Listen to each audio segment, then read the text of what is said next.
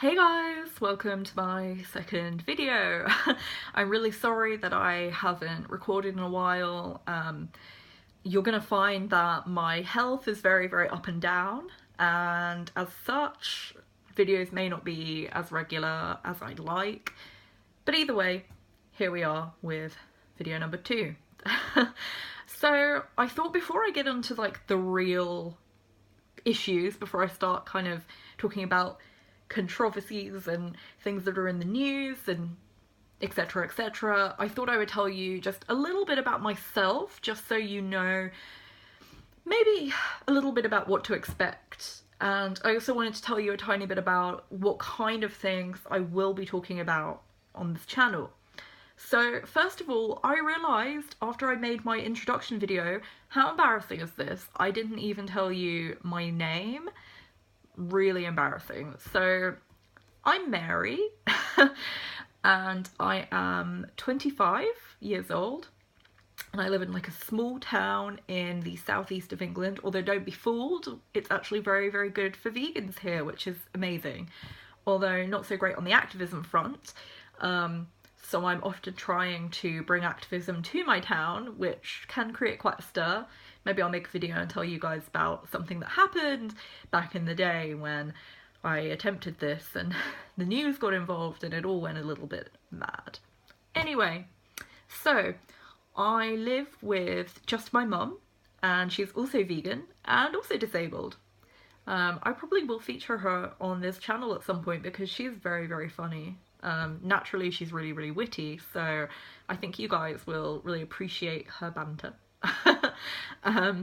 But because of her disabilities, she's slightly worse off than me, in terms of, it's not that her disabilities are worse, it's that she is more physically disabled, so like things like getting up out of bed is much more difficult for her than it is for me. But anyway, so she's been vegan for 3 years and I've been vegan for 5. And I will at some point make a separate video to tell you guys about how I came to be vegan and like what led to that decision. So apart from my mum and I, we also live with our 7 rescue cats. Although one of them is kind of a lodger, but he has moved himself in. He belongs to my neighbour officially, but he literally is here 24 hours a day, so we've just taken him in as our own. They all are named after either characters on TV shows or celebrities. To give you a few examples, Michael Jackson, Julia Roberts, Homer Simpson. They're just 3 of my cats. So yes, I have 7 gorgeous rescue cats. They all have really sad little stories. Maybe at some point I'll make a video telling you guys about how they all came to be in my life, if you guys are interested. I'm sure that at some point they will feature in one of these videos just because they are always around. So another little fact about myself is that I am allergic to both gluten and soy. Isn't that fun? As a vegan, so I can't eat like Temple of Satan because Satan is vital wheat gluten. So that pretty much is just death on a plate for me.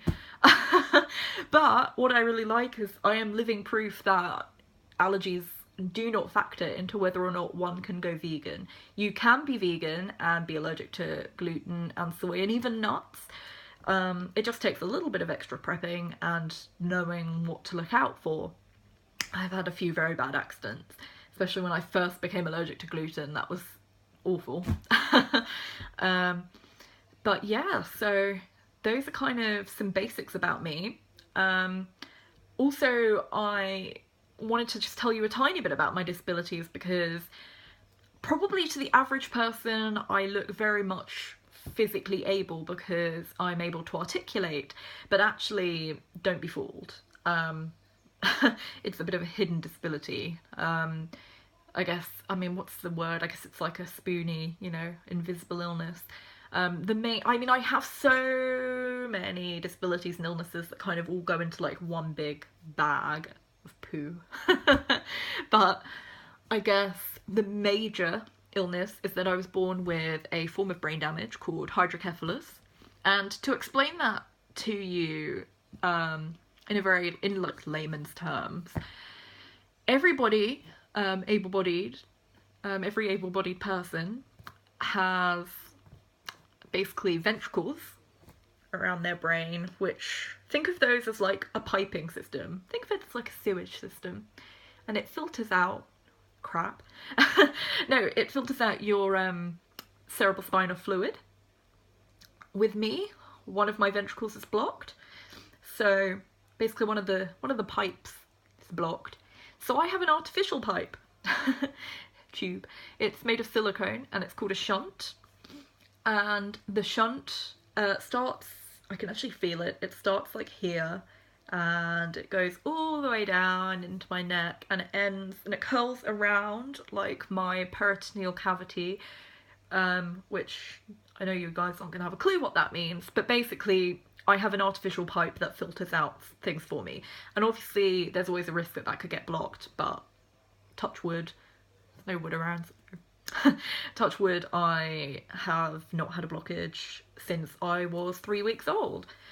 I very nearly didn't make it. My brain had compressed to the width of a piece of paper, so I'm very, very lucky to be here and very, very grateful. So my disabilities kind of come out in all different kinds of ways. I'm autistic as well, which actually can be really beneficial because I have quite a good memory. But it also means that I'm not very good with change. Ooh, change panics me. But it's not just because I think everybody kind of hates change, but I don't just mean it panics me a little bit. I mean, I melt down. It's really, really bad.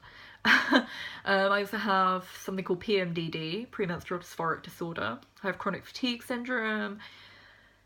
My gross and fine motor skills are very severely impacted from the brain damage. Basically, my brain was damaged in all random places. Like my hypothalamus is very damaged, so my temperature gauge is like insane, which makes winter and summer activism very, very difficult. I'm much better when the weather's kind of in between, because like when it's winter, I'm very, very like very, very.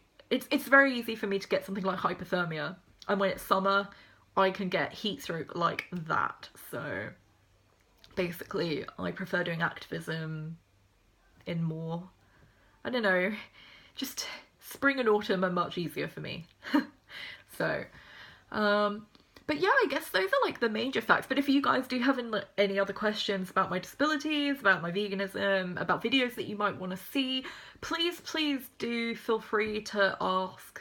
I'm always happy to talk about things.